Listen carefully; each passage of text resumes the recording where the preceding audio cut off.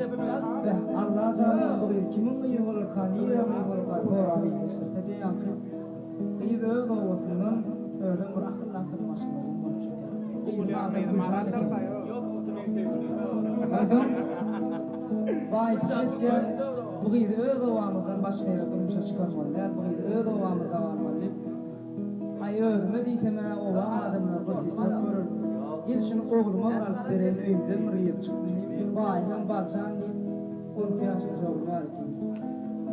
Yanka adağına ya toy edeceğin, adedeceğin Qarayı üçünde birinci gece diyerdi.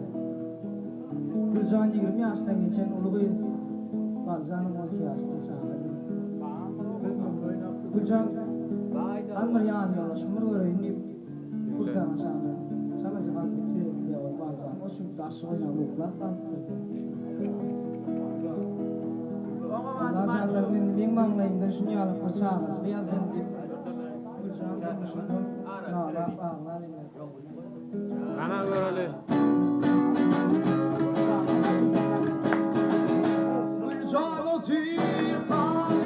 Havara.